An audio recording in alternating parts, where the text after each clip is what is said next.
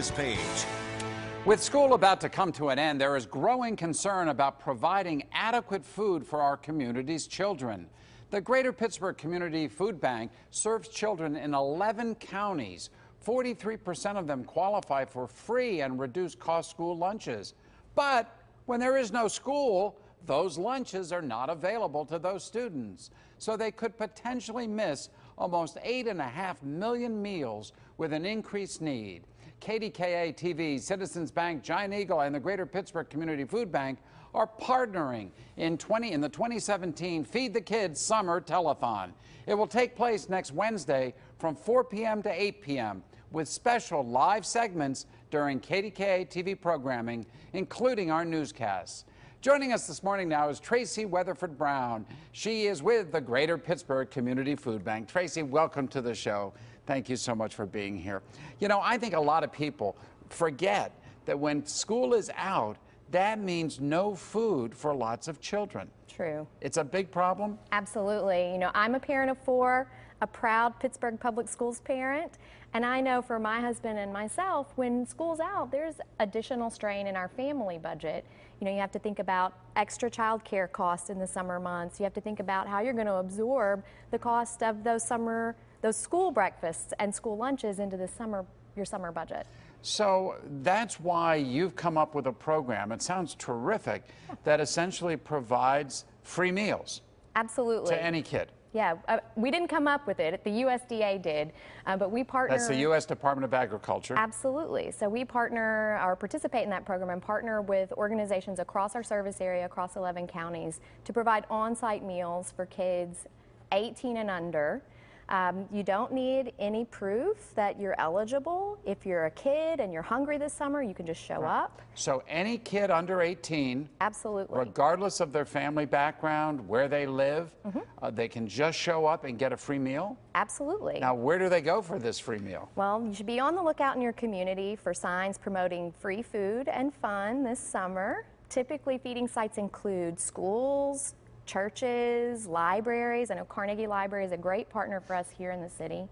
And there's usually good activities, fun things to do, not just to get a meal. So are these breakfasts, lunches, those are the 2 meals that get served? Lunch. Lunch.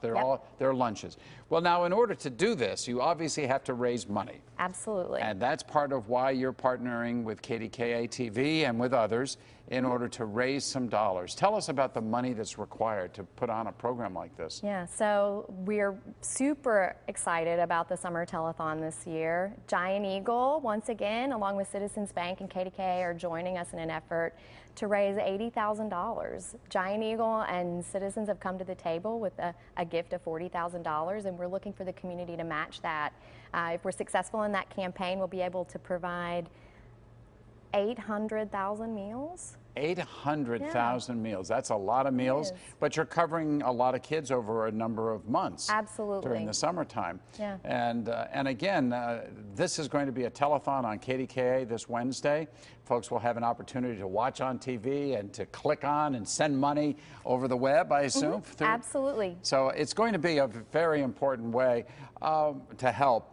And it comes at a time when the Trump administration is proposing cutbacks in our children's health and children's food programs. Can you describe the concerns that you have as somebody who really is right in the middle of all this? Yeah, the president's proposed budget is really truly devastating to low-income families across the country, right here in Pennsylvania. You know, we're lucky to live in a community where I know we're surrounded by neighbors, including our corporate partners, who really care a lot.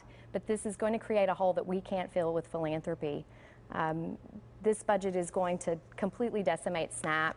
And SNAP really, is the federal program that provides food assistance? Food stamps. So formerly known as food stamps, people should be pretty familiar with that. Right.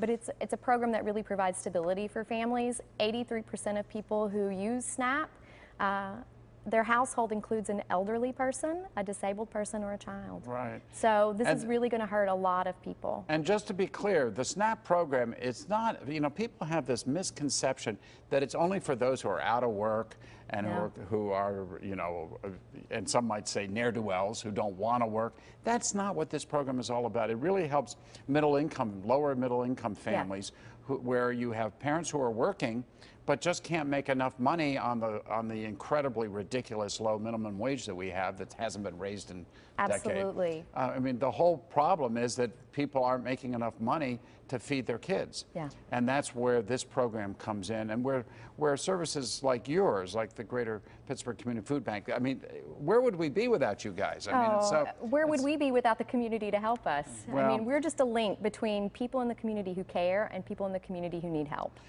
So the bottom line is that as this budget is being considered, you need folks to call their members of Congress, their U.S. senators, and say, absolutely, save the food programs. Absolutely. You know, this is just a proposal right now. We have until October to really make an impact. And every call, every email, it really makes a difference. And we make it easy for you. Traci, thank you so much for coming in. Everybody be sure to tune in on KDKA this Wednesday from 4 to 8. Really help the Community Food Bank and so many others serve all the kids in our